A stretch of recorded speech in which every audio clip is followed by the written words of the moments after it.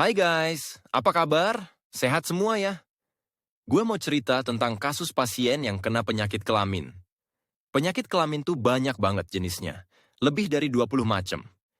Tapi yang terkenal sekitar 5 atau 7 jenis aja, misalnya sifilis, gonore, HPV atau human papilloma virus, herpes simplex, dan HIV.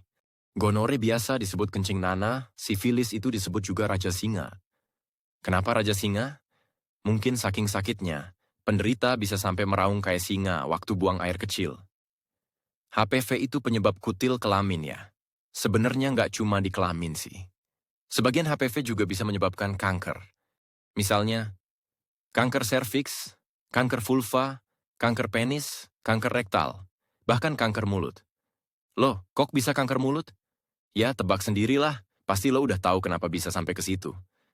Walaupun semua serem, tapi HIV masih dianggap yang paling horor hingga saat ini.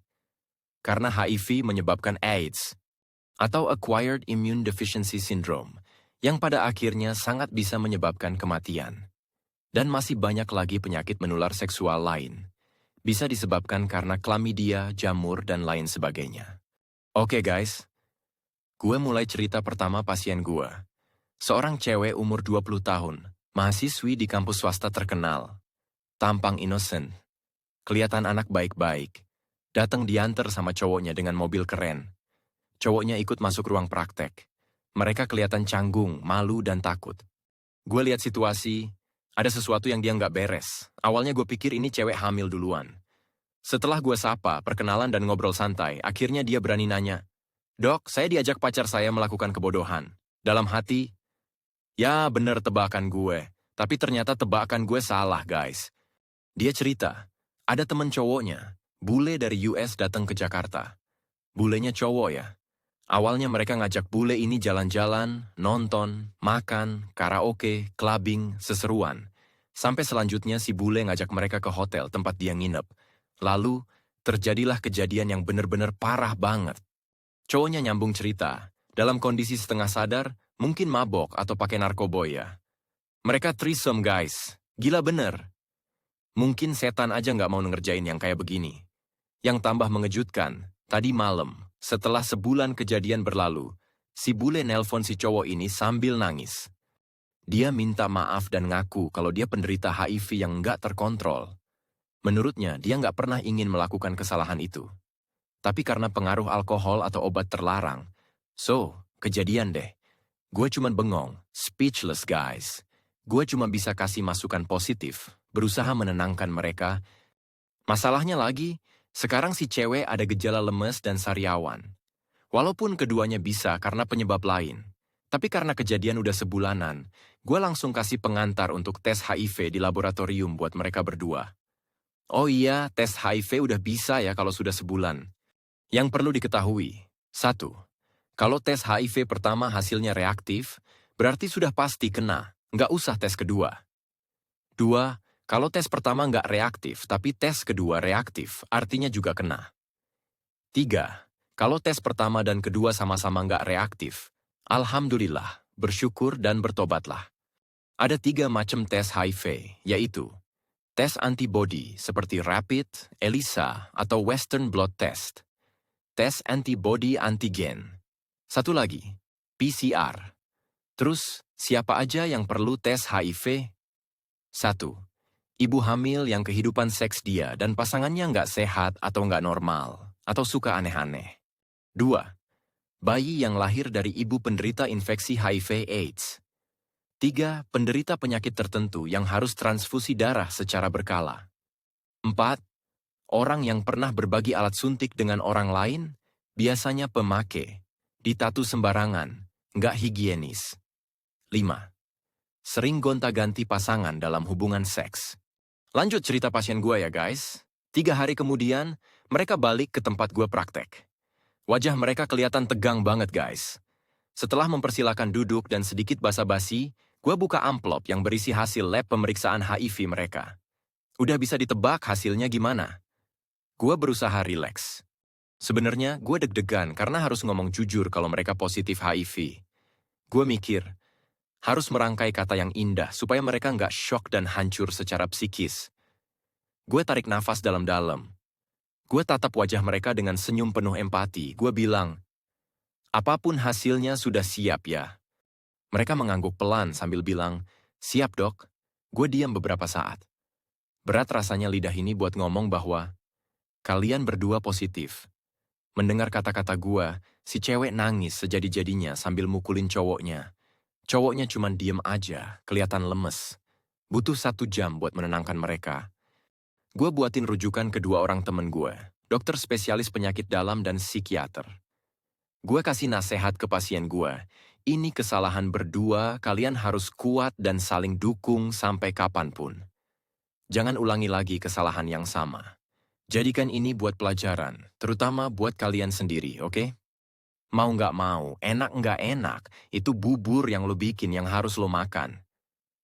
So, buat yang belum pernah kena penyakit menular seksual, jangan sampai kena. Caranya gimana? Jauhi sumbernya, jauhi zina. Percayalah, apapun yang dilarang, pasti ada efek sampingnya. Seks emang kebutuhan dasar manusia, tapi yang normal-normal aja ya guys. Jauhi free sex, jangan yang aneh-aneh dan setia ke satu pasangan. Kalau lo hyper dan lo belum married, pakai cara yang aman-aman aja, jangan jajan sembarangan. Bahaya. Tapi ingat guys, lo nggak boleh ngejudge orang yang kena HIV, pasti orang nakal, pemakai narkoba, dan sejenisnya. Jangan ya dek ya, karena HIV bisa juga lewat transfusi, luka kena cairan penderita HIV, atau pas sial kena jarum bekas pasien HIV. Bisa dari ibu ke anak di kandungan, dan bisa dari ASI. Jadi penularan bukan cuma hubungan seks di luar nikah, lo juga jangan nyusu sembarangan ya. Jangan oral kalau belum sah, gue serius loh. Intinya, penyebaran HIV sebenarnya hanya dapat terjadi melalui kontak dengan cairan tubuh penderita seperti darah, sperma, cairan vagina, cairan anus, serta ASI. HIV nggak bisa ditularkan melalui udara, air, keringat, air mata, air liur, gigitan nyamuk, ataupun sentuhan fisik. So, misalkan lu pinjem baju penderita HIV, colek-colekan, atau adu balap karung dengan pasien HIV aman ya. Kecuali habis balap karung lu berduaan masuk dalam selimut, beda ceritanya. Tingkat kematian penderita HIV 90%. Kalau nggak diterapi umur sekitar 8-10 tahun sejak terinfeksi, dan kalau dihitung dari terkena AIDS-nya sekitar 3 tahun. Tapi kalau diterapi dengan tepat, rutin minum obat dan menjaga pola hidup sehat, penderita HIV bisa hidup dan aktivitas normal seperti biasa. Minum obat ARV bagi orang yang positif akan mencegah penularan pada orang lain, mencegah munculnya gejala AIDS, menjaga produktivitas dan meningkatkan kualitas hidup. Jadi HIV sebenarnya ada obatnya, tapi bukan untuk menghilangkan penyakit, hanya meningkatkan harapan hidup atau berumur panjang. Oke, kembali ke cerita pasien gue ya guys.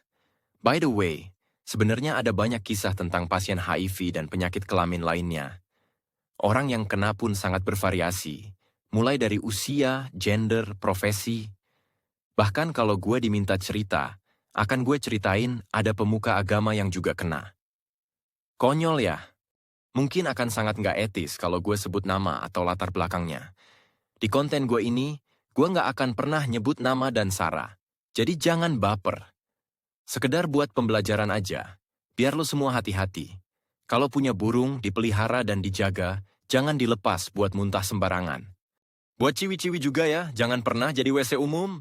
Percaya deh, lo bakal rugi lahir batin. Terus buat yang para boti dan penyuka sesama jenis, waspadalah. Jangan suka main belakang, itu jorok banget dan sarang penyakit menular. Apalagi ada penyakit fistula ani. Nanti gue jelasin horornya. Selanjutnya, gue akan cerita tentang pasangan yang tampak setia, suami istri yang tampak baik-baik aja, ternyata di belakang sama gilanya. Gonta-ganti pasangan dah seperti gonta-ganti baju. Terus ada juga kisah anak SMA yang tekdung duluan dikerjain pacarnya, cowok 30 tahunan yang udah kerja. Bukan cuma jadi buncit, tapi dia juga kena gonore atau kencing nanah guys. Sangat menyedihkan. Sekali lagi, buat para cewek jangan mau dikerjain dan harus kebal rayuan gombal dan godaan setan yang terkutuk. Pikirin masa depanmu, ingat orang tuamu yang merawatmu dan cari duit banting tulang buatmu. So, karena setiap konten gue sengaja bikin pendek, sekitar 10 menitan. Nanti gue sambung lagi di konten selanjutnya ya guys. Mohon maaf kalau gue agak vulgar dan gak pakai tedeng aling-aling. gue close konten pertama gue dengan mengutip kata-kata John Wick. Sampai jumpa.